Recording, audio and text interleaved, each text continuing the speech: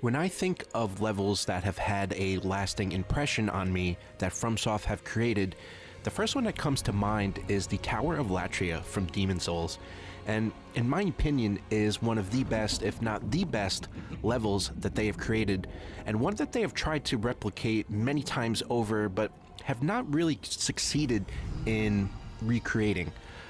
The Tower of Latria is, I think, one of the best levels that From have made, and there's a lot of reasons why it has really stuck out for me and a lot of other people in the community, and it is just so unique from not only Demon's Souls, the levels in Demon's Souls, but pretty much all of the Souls games that have come after.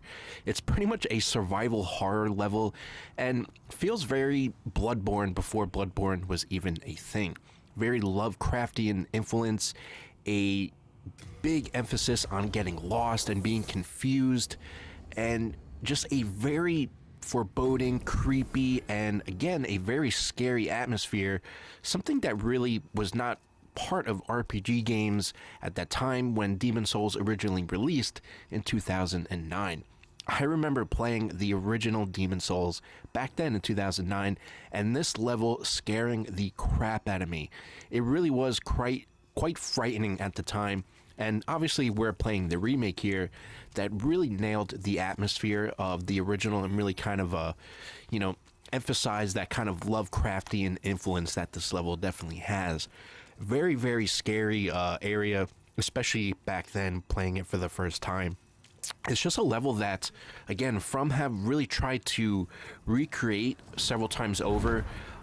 In Dark Souls 3, we have that area toward the end, the back end of the game. I forget what it's called. It's very, very similar to this.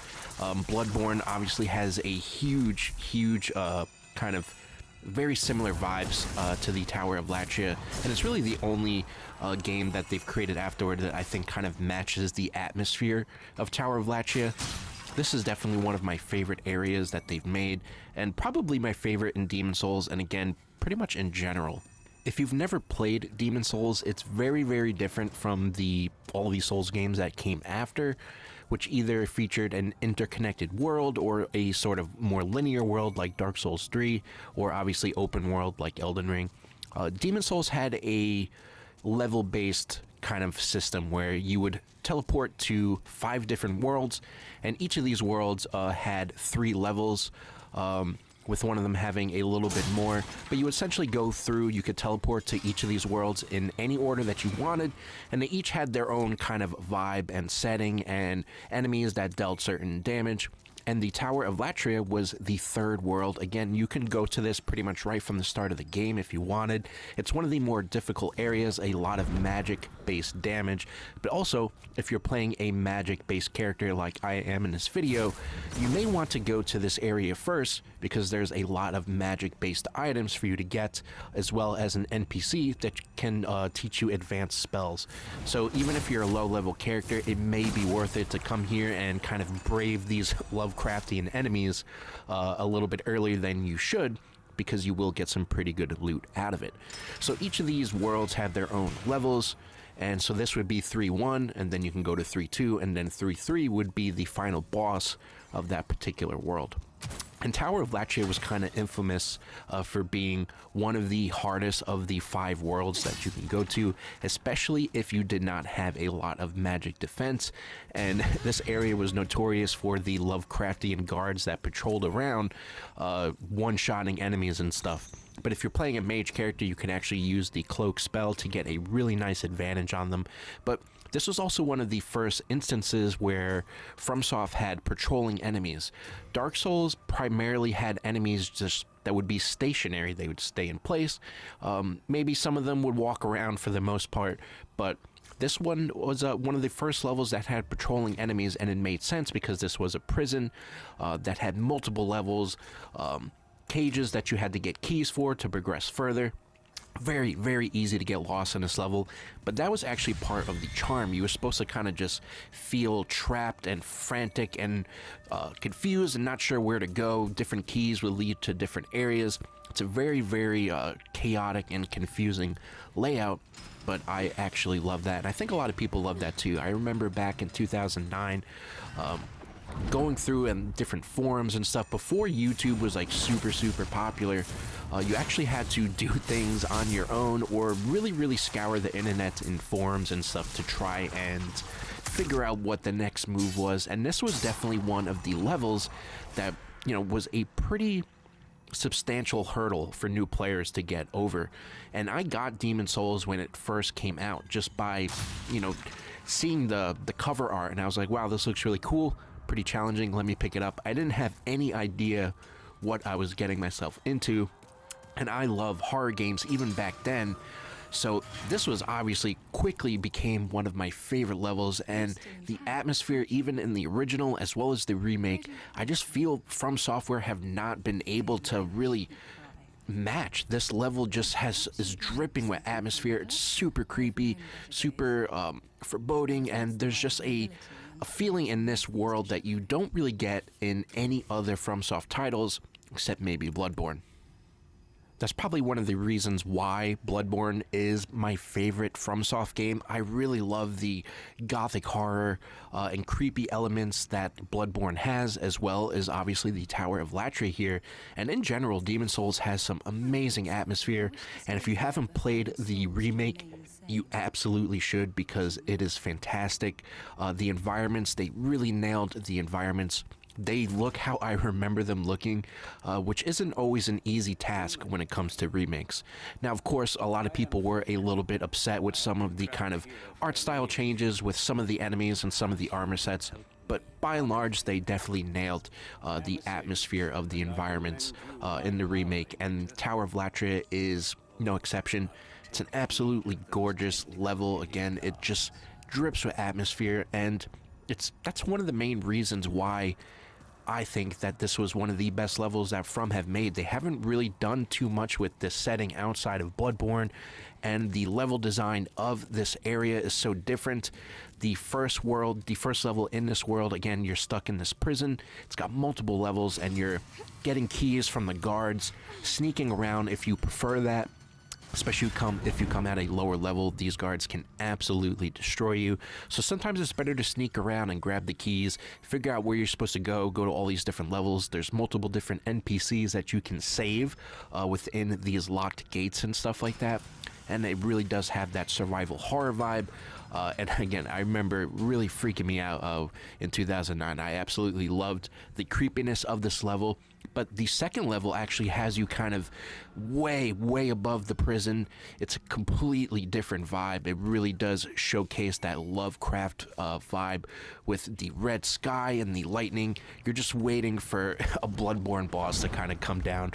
And in my opinion, I would not be surprised if Miyazaki had, ideas for Bloodborne while he was working on Demon Souls, just tucked in his head and stuff like that.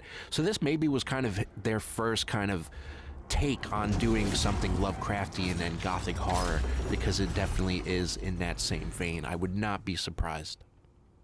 This was definitely a level that messages were super important, kind of telling you where there might be drop-off ledges so you don't fall off, or letting you know, hey, you need a key for this door, you should turn back.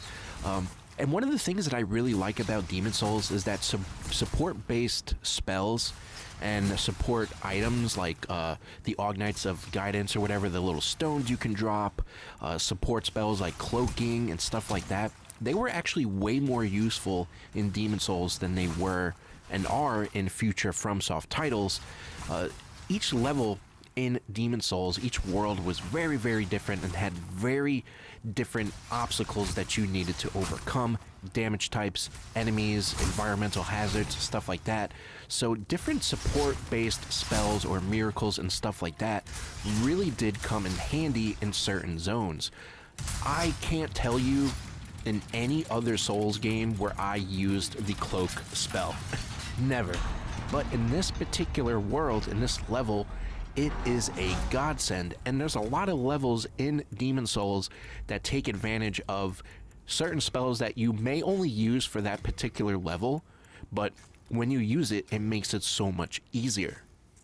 Another thing that I really like about Demon Souls that is very different than a lot of the other Souls games is the bosses are a little bit more unique. It's not just a super aggressive boss that has a 90 hit combo now that we get with Elden Ring. And don't get me wrong, I love the Elden Ring bosses. I love Elden Ring in general. Demon Souls bosses were a little bit more of a puzzle. Not all of them, of course. Some of them were pretty much just straight up fights, but a lot of them had very special, unique mechanics. And one of my favorite bosses in the game is actually in this level, the Fool's Idol, and it's a mechanic that FromSoft uses multiple times since, where there is a boss that is relatively weak, only has 1 to 2 different attacks, but essentially clones themselves. They use this in Dark Souls 1 with I can't remember any of the names of the bosses. In Dark Souls 1, the boss that defends the Tomb of the Giants, I can't, Pinwheel. They use that technique in the Pinwheel boss. They also use it in Bloodborne. They use it in Dark Souls 3 with the magician in the forest. So it's a mechanic that they have used many times, but again, I think this is the best iteration of it. And there is just a sort of feeling where you can't replicate, the original. And there are things in Demon Souls that they try to do again in future releases, but just don't quite hit the mark that they do in Demon Souls. And I think that is kind of speaks to how well this game was made and how unique it was for the time, that they're still kind of trying to, do those certain elements and levels, or, whatever the case is, bosses, levels, environments, they're trying to replicate them, but they don't always hit the mark. And I think that means that Demon Souls is pretty special, and in turn, the Tower of Latria is a pretty special and unique level, and it's definitely one of my favorites out of all of the Souls games. And if you haven't played the remake, give it a shot. If you haven't played Demon Souls in general, it's absolutely worth it.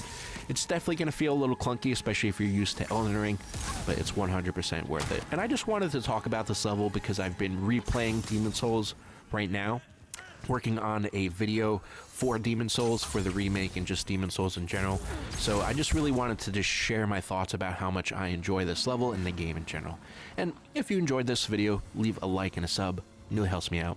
To the next one, guys. Peace out.